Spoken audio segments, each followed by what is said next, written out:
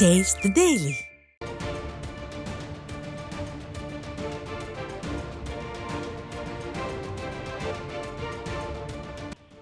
பழனியில் அரசால் தடை செய்யப்பட்ட போதைப் பொருட்களை சோதனை செய்ய சென்ற மாற்றுத்திறனாளி உணவு பாதுகாப்புத்துறை அதிகாரி மற்றும் அவருக்கு உதவியாக சென்ற உதவியாளரை தாக்கி கொலை முயற்சிகள் விடுத்த சம்பவம் பரபரப்பை ஏற்படுத்தியுள்ளது.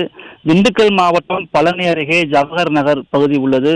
ஊரக பகுதியில் உணவு பாதுகாப்புத்துறை அதிகாரியாக ஜஸ்டின் அமல்ராஜ் என்பவர் பணியாற்றி வருகிறார். இன்று காலை ஜவஹர் நகர் பகுதியில் மளிகை கடை ஒன்றில் அரசால் தடை செய்யப்பட்ட குட்கா, பான் மசாலா பொருட்கள் விற்பனை செய்யப்படுவதாக தகவல் கிடைத்தது. அதன் அடிப்படையில் ஜஸ்டின் அமல்ராஜ் மற்றும் அவரது உதவியாளர் கருப்புசாமியுடன் அந்த மளிகை கடையில் சோதனை செய்ய சென்ற போது அங்க கடை விற்பனை உரிமையாளர் ராஜவடிவேல்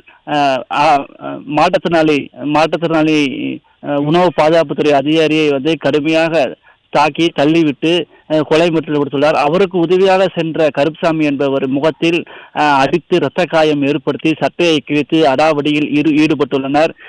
அது மட்டும் இல்லாமல் கடையில் வைத்திருந்த குட்கா, பான் மசாலா பொருட்களை உணவு பாதுகாப்புத்துறை அதிகாரிகள் பறிமுதல் செய்தனர். தற்போது போலீசார் விசாரணை செஞ்சுட்டு இருக்காங்க.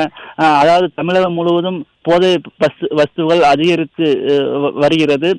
குறிப்பா சொல்ல போனோம்னா இந்த பெட்டிக்கடை அருகே அரசு பள்ளி செயல்பட்டு வருகிறது. இந்த பள்ளியில் அதிக அளவில் போதை வஸ்துகள் மாணவர்கள் பயன்படுத்துவதாக வந்த தகவல் அடிப்படையிலே தான் இந்த உணவுத்துறை அதிகாரி சோதனை செஞ்சாங்க.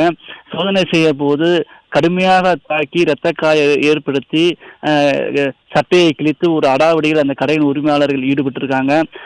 சோதனைக்கு சென்ற உணவு பாதுகாப்புத்துறை அதிகாரிக்கு பாதுகாப்பு இல்லாத அச்சம் ஏற்பட்டிருப்பதாக பொதுமக்கள் குற்றம் சாட்டி வருகின்றனர். அருண்.